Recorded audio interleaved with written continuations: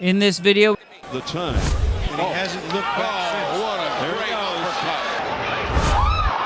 The left hook landing flush again, and Sosa suddenly in trouble. we look back at some of the most brutal knockouts in boxing history. In the champion's floor, falling heavily outside the ropes onto the apron. If he gets up, he probably wins the fight. Let's get straight to it.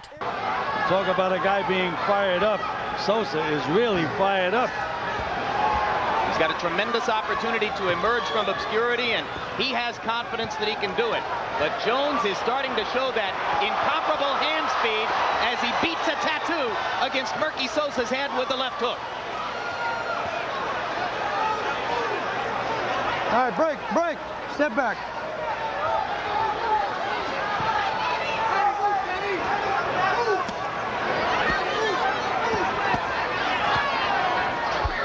Sosa was known for being durable, a slugger who promised to go to war and destroy Roy. He was coming off a split decision loss to prime James Toney, so he had a reputation to uphold. But Roy, as usual, was as calm as a monk on tranquilizers, even when up against the ropes under pressure. The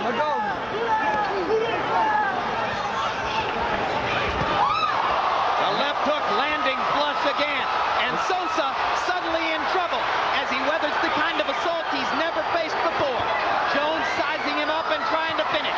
Sosa not throwing back. Uppercut, uppercut.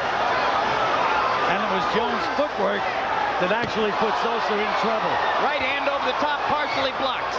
At this stage of his career, Roy had reached a level of maturity that was missing before the Vinny Pazienza fight. He showed superb inside fighting skills and hurt Sosa with a right hand. In fact, we've all wanted to see how Jones was Getting hurt It now. won't go 7 or 8 rounds if Roy keeps landing like that. A sensational barrage of left hooks, and Sosa is stunned again. Fighting Prince Charles Williams. Same kind of a fight. Right hand flash, and down goes Sosa. That's the first time in his career that he's been knocked down by a hard punch like that. Then destroyed him with a fusillade of punches that left Sosa wondering what license plate just hit him. Back in. Had to be a strange feeling for Sosa. But again, Jones just outmaneuvers him. Sosa not throwing back.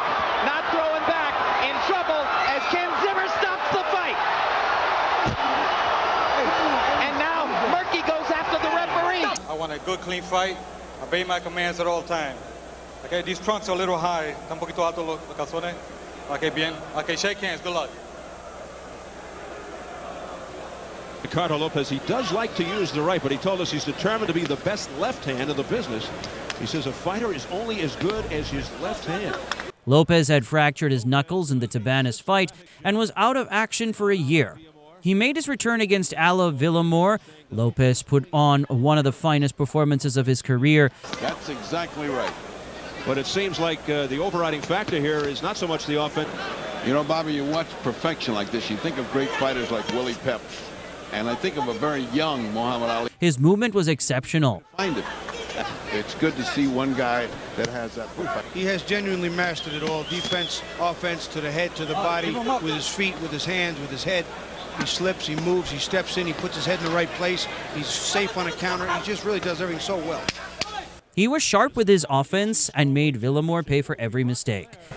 I think he kind of tripped on his leg. Well, oh, that was 2 solid punches. Lopez nice coming, right in the hook. Coming right in on Ala Villamor, who's been down, keep in mind, only once in his career in 31 fights. Notice the offense and defense from Lopez. It's a pleasure to watch. Doubling up, tripling up by Lopez. The right hand's finding its mark. In the 8th round, Lopez closed the show with a stunning uppercut. It was like watching a master chef cook up a perfect meal. At the time. And he hasn't looked back since. What a There great he goes. uppercut. The time has come here. What a great uppercut, Bobby. Now he can get up. He doesn't want to now. He's gone. Forget about it. It's over. It's over. That was a thing of beauty. Sweet, slip, move in, step in with a punch, use his body behind it, and effortless one-punch KO. Here you see a replay of just pure perfection. He steps in, slips the counter, throws a left uppercut, and you just watch that delayed effect go right under it. Slip it, under it, bang. It's almost like a blind shot, because with your own jab out, you won't see that punch. And you watch it again. Look, he digs up, he springs up with his legs, digs right up into it. That's just a delayed reaction. That is a beautiful, beautiful shot. For slow-mo. Here he goes, steps under and rips up from the floor with his foot. Back foot was up a little bit, but he got all of them with that punch. And Villamor remains on his back.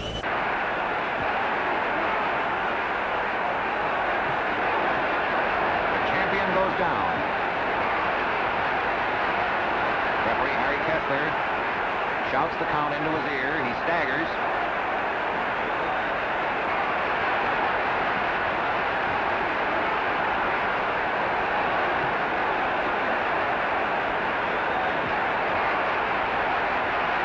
The champion is floored, falling heavily outside the ropes onto the apron.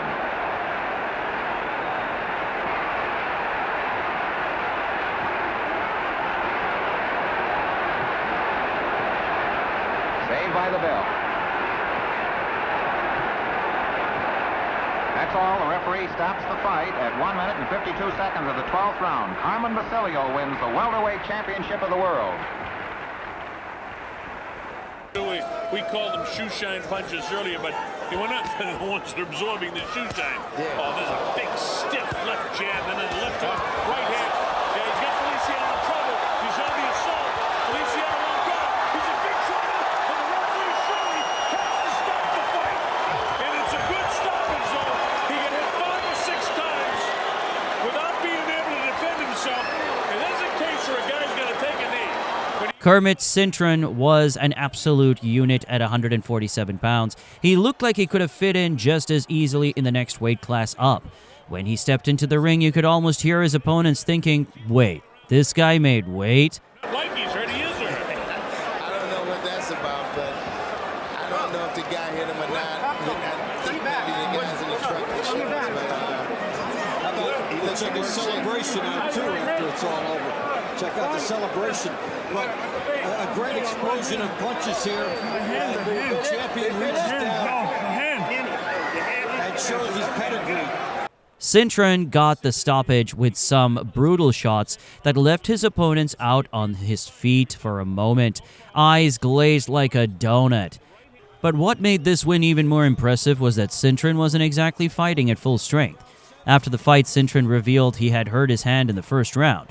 When you hurt your hand early in a fight and still manage to close the show, it's clear that you're made of something special. I think Cintron deserves respect as an exciting fighter. Chance to try and dig himself out of it. When it didn't happen, he protects the safety of the fighter. Getting hit here with all these shots, and Cintron pouring it on like a champion should when he senses he can put a fight away. Dave, there were 14 unanswered punches there. And I think that, you know, the way he's landing the right hand, he's really putting a lot of power behind the right hand, and quite possibly as the shots. But you hurt the hand in the very first round? Very first round, very first right hand that I threw, I hurt it. And, you know, I had a lot of pain, and, I fought through it. I got the victory, and that's all that mattered. For a solid third and fourth round. Over the top. There's a right hand by the champion, comes back to the left, and Ruiz is down. What a turn of events in the fight. And Ruiz, with a count of 6, is not going to make it. He's up at 8, 9, it's all over. Manfredi with a knockout in the 5th round. After 2 lackluster rounds, a knockout by Ruiz. Attack in the 5th round comes storming back. It was a right hand, a left hand, and let's see if he throws one more. No, it was a 3-punch. Left, right, and then the left hand puts him down. And Ruiz was clearly down and out, almost for the virtual time he hit the canvas. As amateur boxers, Buster Mathis had defeated Frazier and earned the chance to represent America in the 1964 Tokyo Olympics. But when Mathis broke his hand 3 weeks before the Olympics, Frazier, who was now number 2, got a shot and won gold. Mathis was a skilled fighter but had trouble managing his weight. Sometimes you could see him giving Frazier some problems with his fine boxing skills and great counterpunching. a fine countering right hand by Mathis. Despite Mathis being a talented fighter, his struggle to get in top shape was like trying to tune a piano with a hammer. Frazier kept pushing forward, and although Mathis showed some beautiful boxing skills, he began to slow down. Frazier landed a few fine jabs of his own, and a short left hand inside finally dropped Mathis for the win. As the referee moves away, I believe it's coming right in here. There. And down he goes. Frazier faced off against the big punch. But he will if he keeps that up. Oh, and he caught him with the right hand. Oh, God. With the right hand. Oh, Fletcher was off balance. Here's the replay. You can see the miss. Now the perfect counter punch. Now that's a miss and a perfect counter. Well caught, and look at the way he flies across the ring. Let's take another look at that from another angle. In any angle, it hurts. There he comes. Oh, to the body. And now here's Roldan with the right, and Fletcher is down again. Right on his face, and when they get down on their face, they don't get up. He is out. 6-1, Roldan. Again delivering the right hand. Carlos Padilla says, that is it. 1 Roldan. Frank Bruno making professional appearance number 3 with his name all lit up on the legs of his trunks. And Bruno very much the new young wonder of the British heavyweight division. Bruno's jab was so on point in his bout against Abdul that it looked like he'd been taking lessons from a GPS, always finding the target with pinpoint accuracy. The heavyweight scene in this country could do with the lift.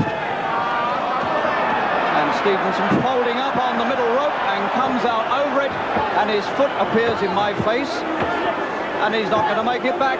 No way he's going to make it back, and the crowd are beginning. Abdul was launched out of the ring with one of Bruno's signature right uppercuts, and let's just say Abdul's legs looked like they were auditioning for a role in a jelly commercial. They had a bit of a wobble encore after the fight. Let's have a nice, clean fight. Good luck to both of you. Touch gloves, go to your corners.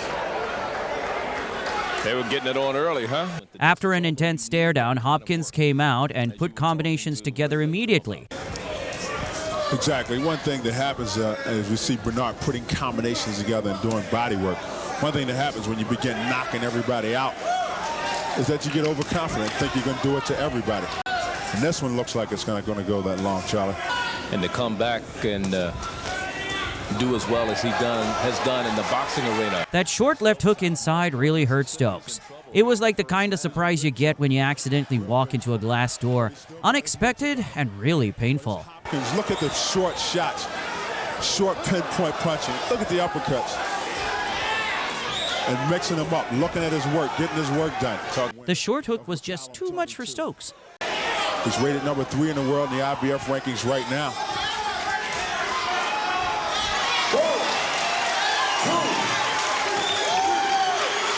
He's relentless, Charlie. That's it. It's all over. Knockout in the first round. Hopkins threw 6 of those hooks in a row. If Stokes had been wearing a hat, it would have been blown off. Rob Murray, yes. Bowie Fischer. Unfortunately, yes. And it turned my life around.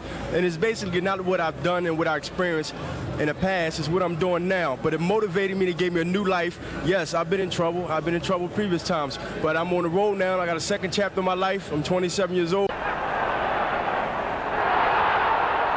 big right hand. 30 seconds to go in the 7th round. And a smacking left hook. And Carmen Basilio's knees are of rubber. DeMarco trying to put across the big one.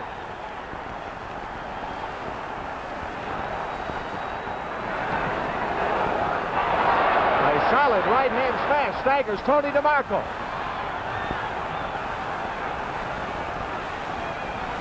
DeMarco is reeling drunkenly now and falls with a left hook, smashing him down to the canvas, followed by a right hand. 4, 5, 6, 7, 8. He's up at the count of 8.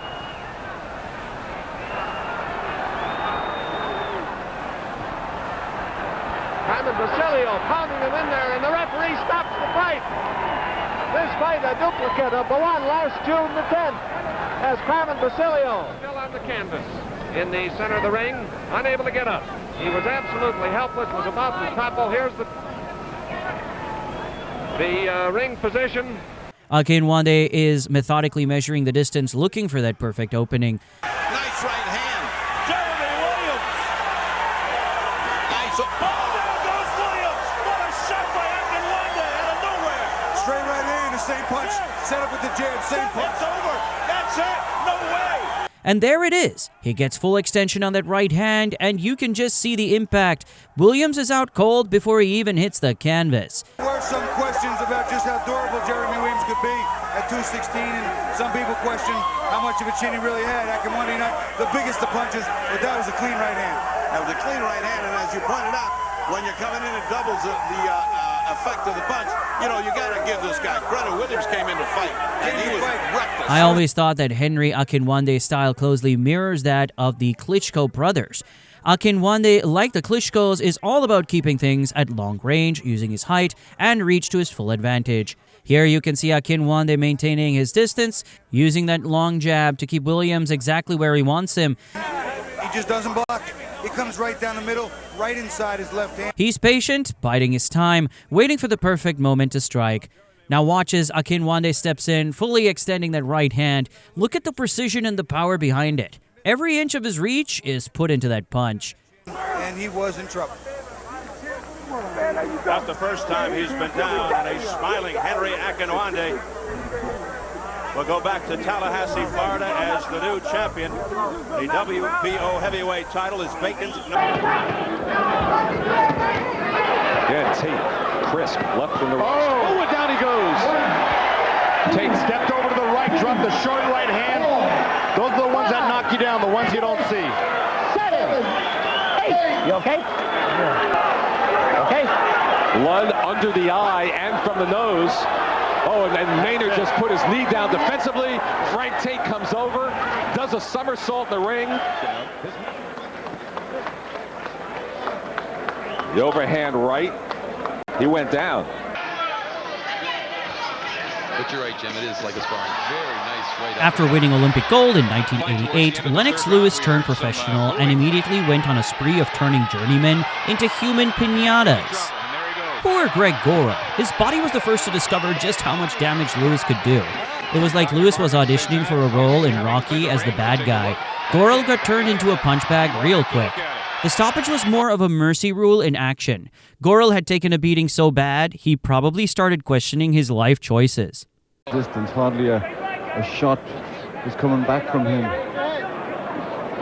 Well, looking at this, it's only a matter of time, isn't it? Porter goes down with, 28 seconds of the round remaining. Here's some of Gary's work. His first round back in the ring. And I think you have to say it's just the kind of opponent you'd want for a comeback. It is. The opponent's putting up, very little resistance. Oh, he's got him with the right hand, and he was into a little silly dance there, Porter, before hitting the canvas for the second time. He's up quickly. Again, the knockdown coming towards the end of the round.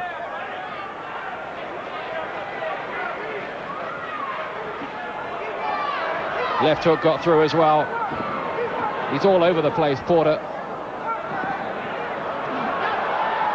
And that, I think, is the end of it, is it? The referee is diving in.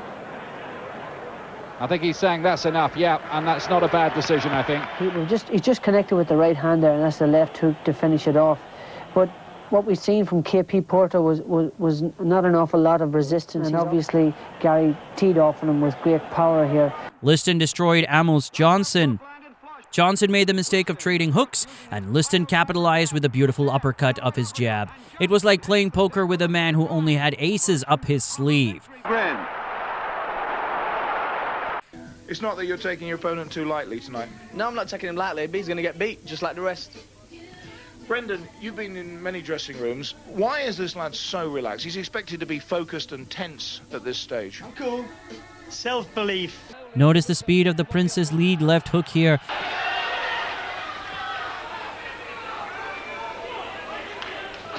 Oh, what a left hook. He took no control of his feet. I mean, he really planted that with a champion's skill there. And he's going to stop this by the look of it, the Belgian referee, because this fella's legs have stiffened on him.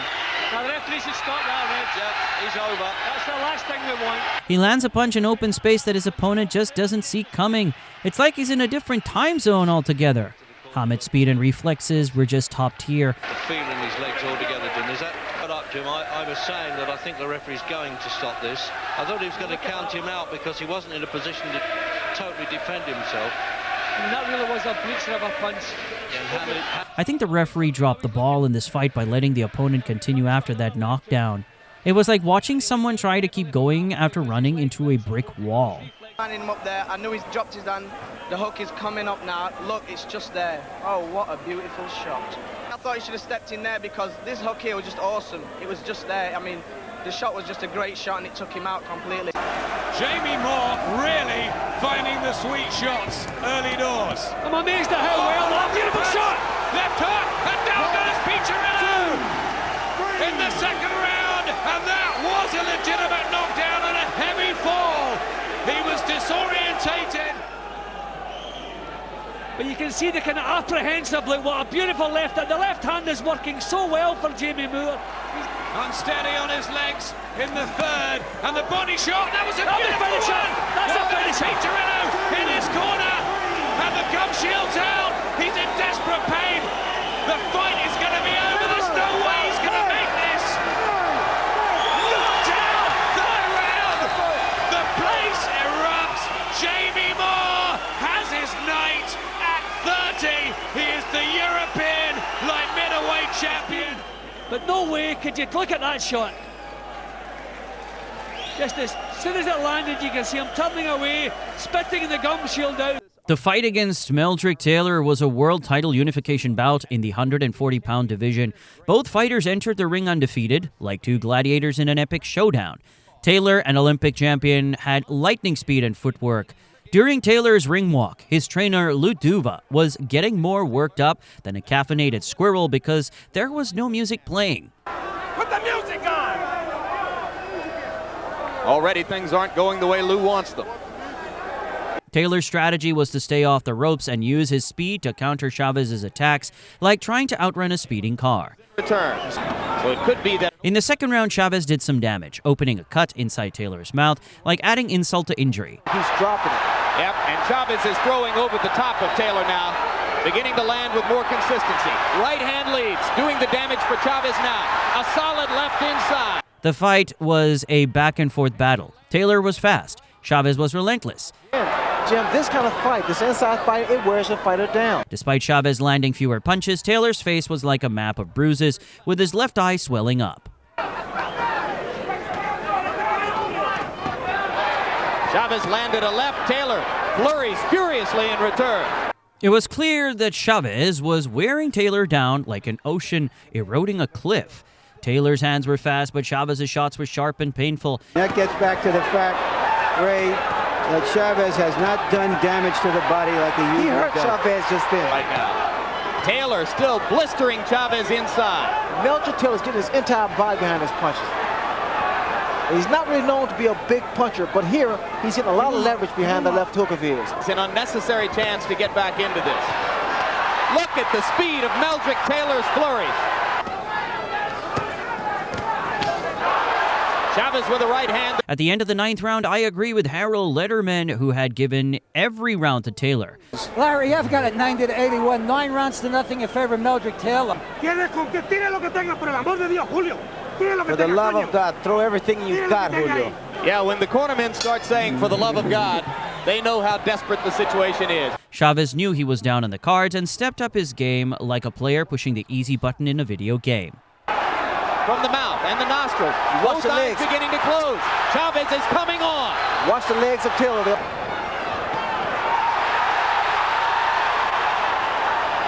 Chavez finally seizing the initiative for the first time. In the final round, Taylor looked like he was on his way to a clear unanimous decision win, but Chavez landed a breakthrough punch with his counter right hand.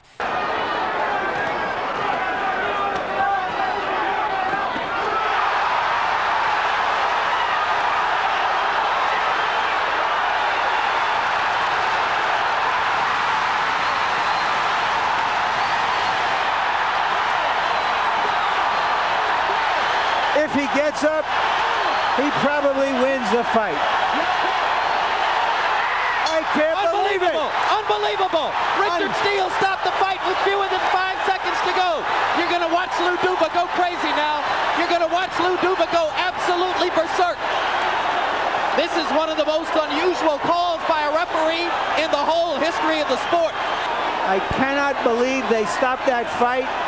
Taylor, fighting on instinct, failed to clinch, and Lou Duva's intervention on the ring apron gave the referee a reason to stop the fight. Taylor's face was swollen, and he looked like he'd been in a war zone. Chavez, on the other hand, looked like he'd just finished a light jog. 8, 9. Now he looks at him. Are you okay? And stops the fight. You notice Meldrew's looking at his corner for instructions. He couldn't answer Steele. Oh, great right uppercut, though. Didn't quite land flush. Then a good left hook from Williams. It seems as if something has to happen to spur him into action. Now he's getting mean, and he's got Bowen Price on the floor. That's what he can do. Left hand. And Bowen Price, who dominated, I don't think he's going to make this, is he? No, he's counted out in the very first round. And until that cluster of violent punches from Danny Williams, that didn't look on the cards. But suddenly, he spurred into action. And that was it. And there, in a way, was Danny Williams' whole career condensed into a single round. Ron Collins decided to engage in a pocket brawl with Jackson, which is like bringing a knife to a gunfight. Collins a tough cookie.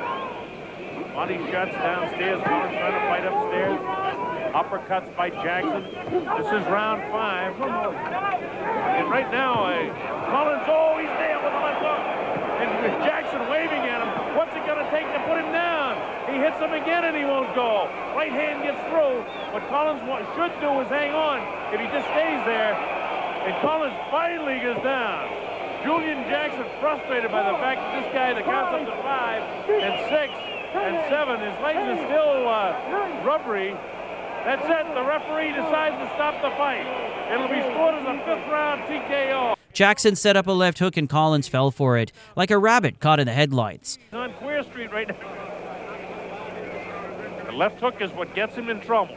Once Collins was hurt, he was defenseless, and it was only a matter of time before Jackson wrapped up the show.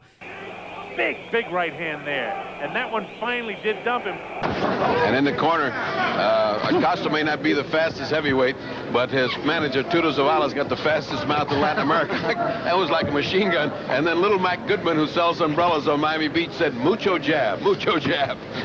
That's a great corner sound. Right hand, and Acosta is down.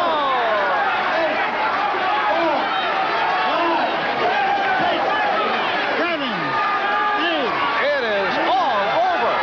Tim Witherspoon putting Luis Acosta down in the 2nd round. I consider Tim Witherspoon to be a knockout artist with his right hand. He landed a picture-perfect right hook that not only had amazing technique, but also sent Acosta's leg on a solo flying trip, while the rest of his body crumpled to the canvas.